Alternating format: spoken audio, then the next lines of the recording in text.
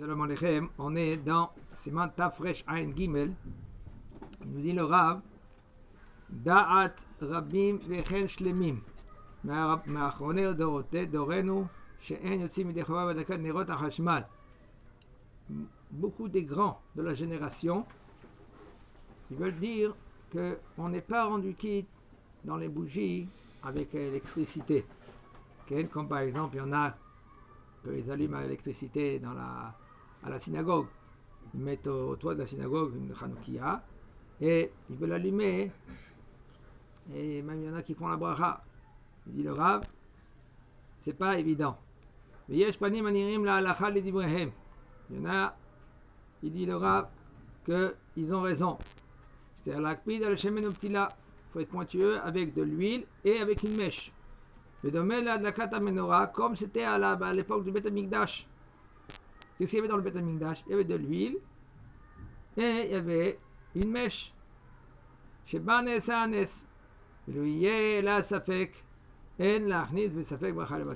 si maintenant tu vas dire, bon, tu es dans un doute. Et puisque tu es dans un doute, alors, safek brachot leakel. Dans un doute, on ne fait pas la bracha. Et la reine, c'est pour cela il ne faut pas faire les brachot dans la Hanoukia avec l'électricité. Comme par exemple quelqu'un que lui qui se trouve dans une situation qu'il n'a pas de l'huile, il n'a pas de mèche, il n'a pas de bougie en cire. Il dit le Rav, tu peux allumer cette bougie avec l'électricité, mais tu ne vas pas faire la bracha. Mais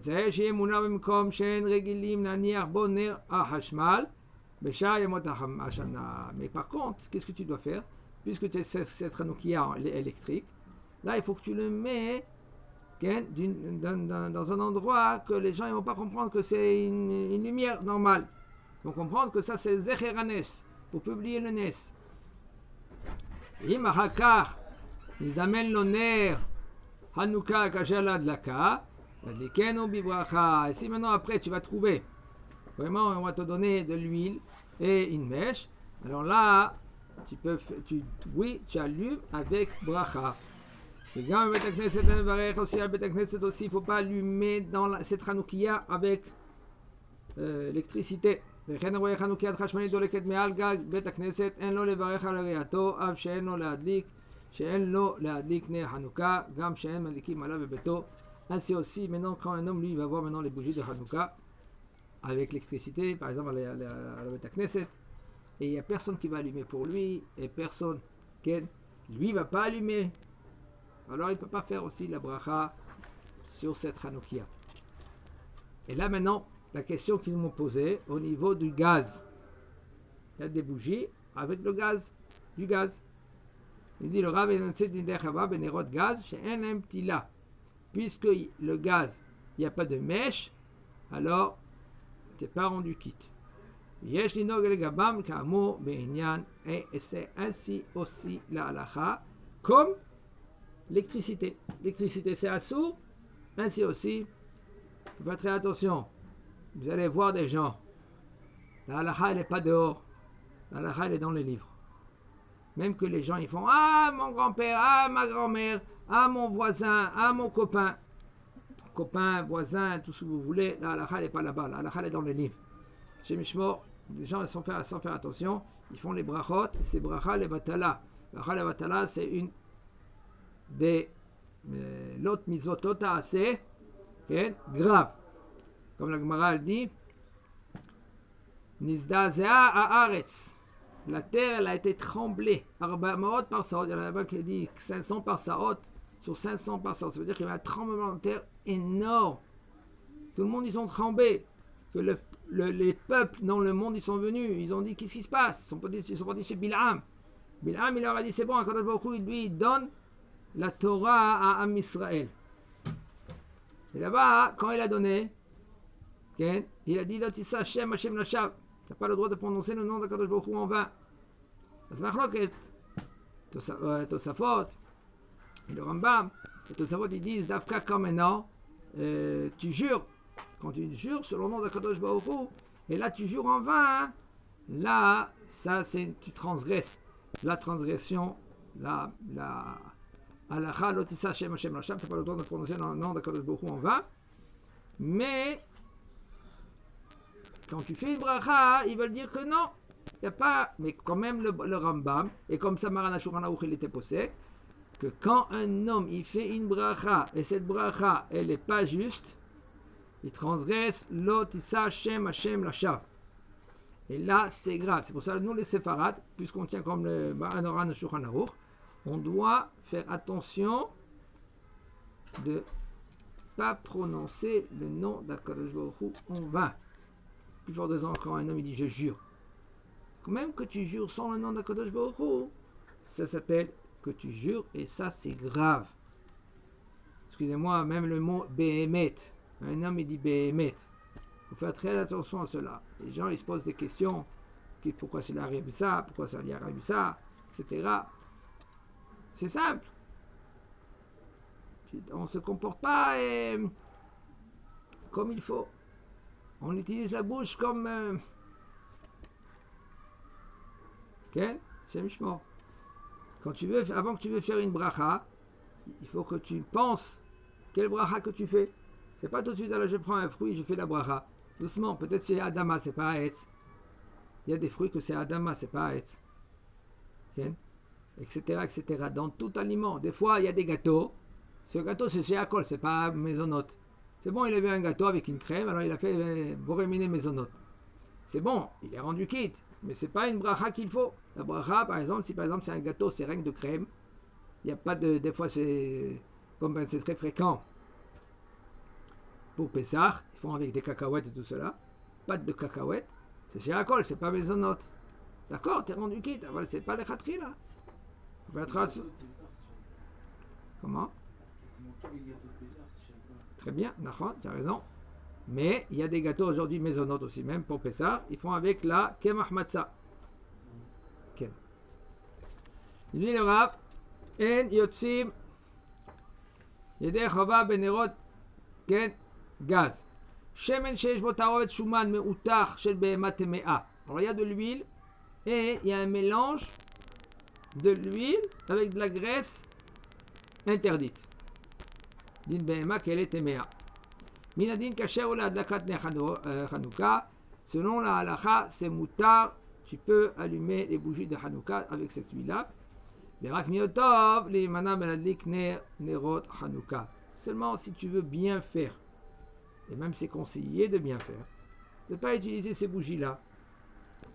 Le wadin meshem sheish bo chashash taovet shemen khanzir, chez kasher la adlakat, ainsi aussi si c'est de l'huile ou une bougie, que cette bougie-là, elle est mélangée avec du cochon.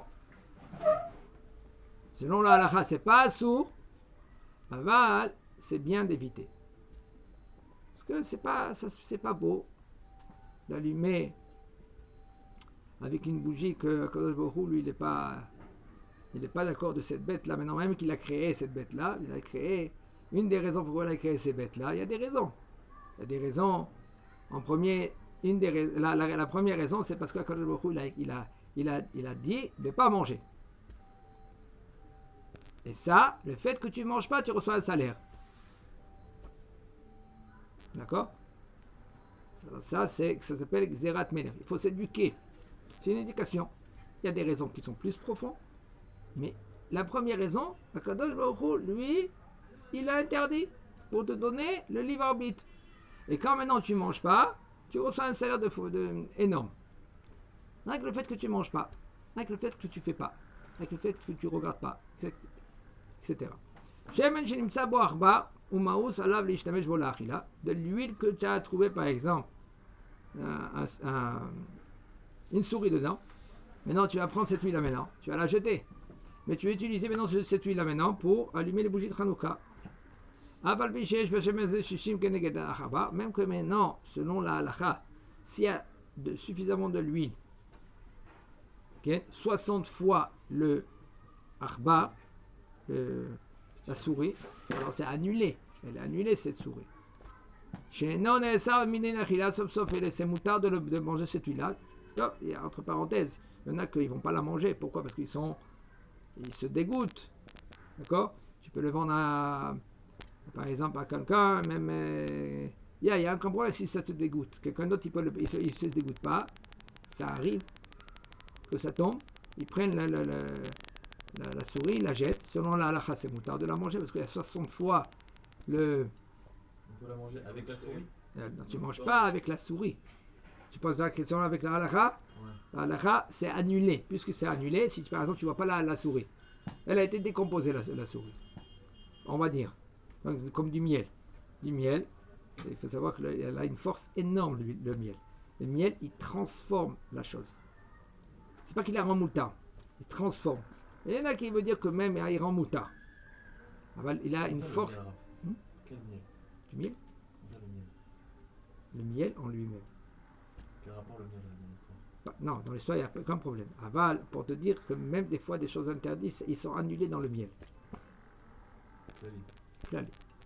Et si la souris est encore. Maintenant, je ne parle pas maintenant à niveau de la race, si maintenant il y a 60 fois de miel. On va venir maintenant, on va dire qu'il y a 60 fois du miel de la souris. D'accord? Si elle est entière, la souris. Si elle est entière, c'est vrai que tu ne vas pas commencer à manger ce miel ou cette huile là maintenant. Ce que tu vas prendre, tu vas jeter. Mais il y en a des gens que même si tu as jeté la souris, ils ne vont pas te la prendre cette huile là. Et entre parenthèses, vous ne savez pas qu'est-ce que vous mangez, okay? On ne sait pas qu'est-ce que vous mangez. Quelqu'un qui va dans les restaurants. D'accord? Il y a quelqu'un qui m'a fait montrer un petit truc que dans un restaurant de pizza, okay, il y avait des petits amis comme ça petits, qui allaient revenir comme ça et puis ils mangeaient la pizza et après tu vas manger cette pizza là. Oui, mais on les voit pas, c'est pas pareil quand on sait pas qu'ils sont là que quand on sait que ça va toucher. On sait très bien qu'on mange. En fait, le truc c'est le dégoût, c'est pas que c'est ça. Alors maintenant on dit au bonhomme, il y avait, comme maintenant tu sais. Alors maintenant cette souris là elle est annulée. Minadine, cette huile là tu peux la manger. Maintenant, puisque toi tu es dégoûté de cette huile là, est-ce que tu peux allumer les bougies de Hanouka, oui ou non, c'est la question. Mais comme Assour l'adlik memeno nerot Hanouka kedin ner shel bet hakneset. C'est Assour d'allumer. Pourquoi? Parce que cette mitzvah là maintenant, sauf tu te dégoûtes de cette huile là. Tu ne peux pas allumer maintenant les bougies de Hanouka avec. Même que c'est annulé, sauf. Tu peux le manger. C'est là qu'il n'y a aucun problème, comme il a dit une fois. Achashverosh, il a dit, je ne peux pas maintenant arriver avec ces juifs là maintenant à exterminer ces juifs là. Aman il a dit, écoute, regarde, les juifs, okay, toi tu touches le vin, ils ne vont pas boire ce vin là. Mais s'il y a une mouche, qu'elle tombe dans le vin, il y a 3 types de personnes qui vont faire. Qu'est-ce qu'ils vont faire?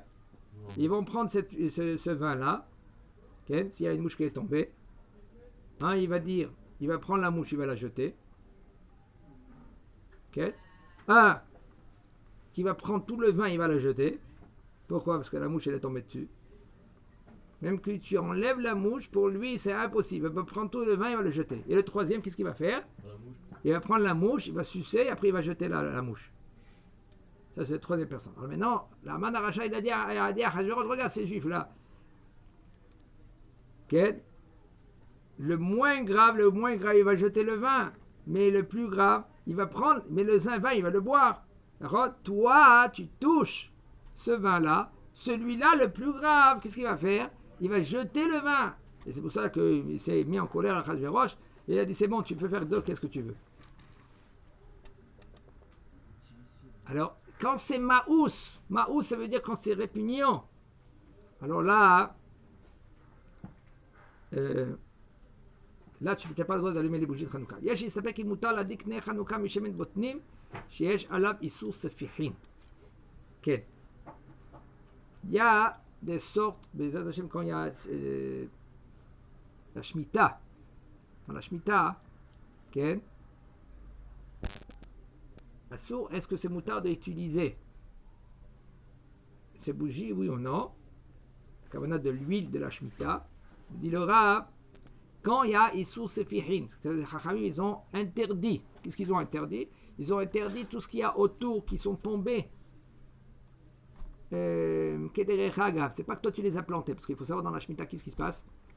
Dans la Shemitah, tous les fruits sont interdit de commercer avec. De les manger, tu peux les manger. D'accord? Tous les fruits de Shmit, Bezrat Hashem l'année prochaine, tous les fruits de Shmit, c'est assourd de faire du commerce avec.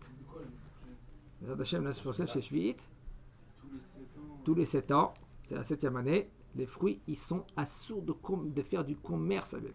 Mais de consommer, de manger, oui, tu peux les manger. Tous les fruits ici sont gratuits.